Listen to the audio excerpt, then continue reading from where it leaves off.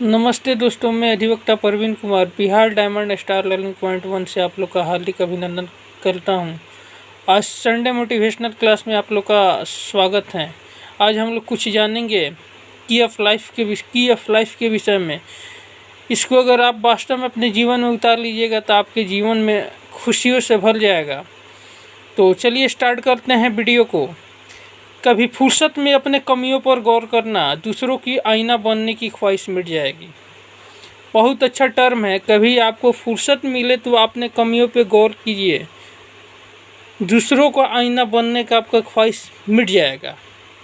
अगर इसका विवेचना कीजिएगा तो इसका अर्थ जो होगा बहुत कीमती अर्थ निकलेगा।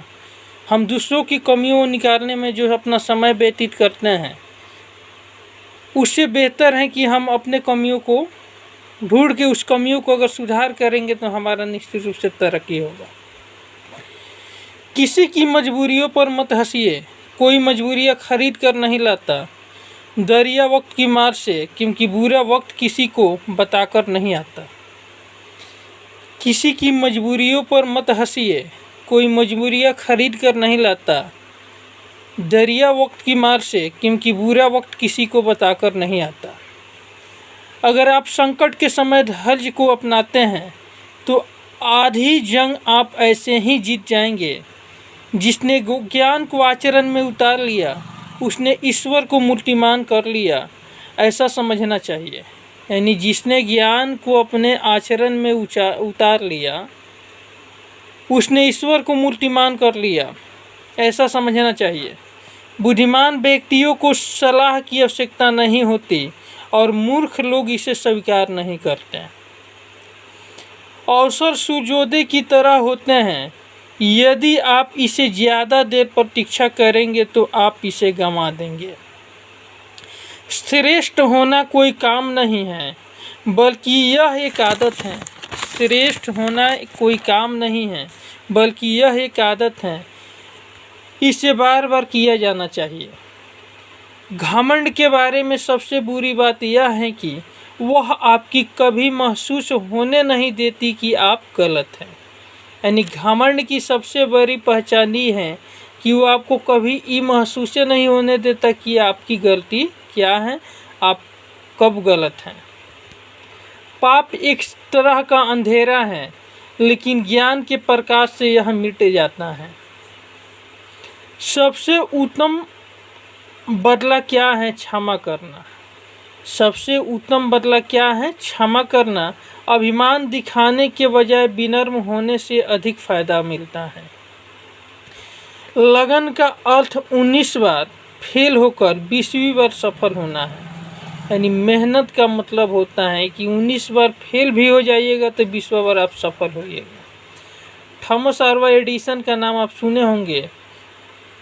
इलेक्ट्रिक बल्ब का आविष्कार किया था, वह 999 बार फेल किया था, 1000वां बार उसको सफलता मिली थी। तो फेल होने से घबराना नहीं चाहिए, निरंतर हमको अपने प्रयास में लगे रहना चाहिए। मैं हर कदम पर हारा हूँ, पर ये विश्वास है कि जन्मा हूँ केवल जीत के लिए। बहुत कीमती स्टेटमेंट है। मैं हर कदम पे हारा हूँ, लेकिन मुझे यह विश्वास है कि जन्मा हूँ केवल जीत के लिए। दूसरों के बारे में उतना ही बोलना चाहिए जितना खुद के बारे में आप सुन सकते हैं। दूसरों के बारे में उतना ही बोलना चाहिए जितना आप खुद के बारे में सुन सकते हैं।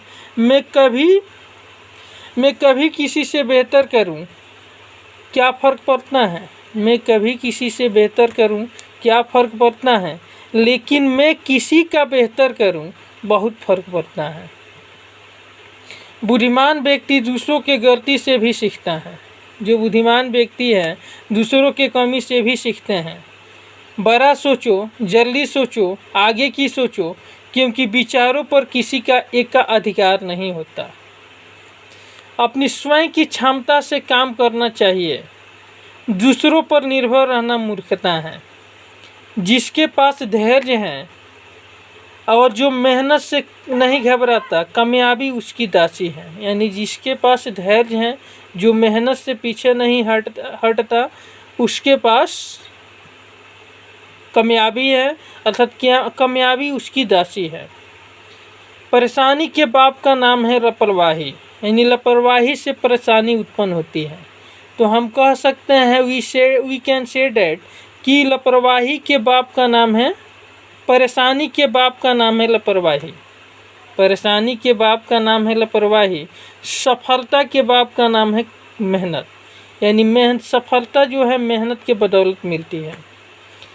क्या कामयाब जीवन के 3 आवश्यक तत्व होते हैं, यानी सक्सेस लाइफ के 3 आवश्यक तत्व होते हैं।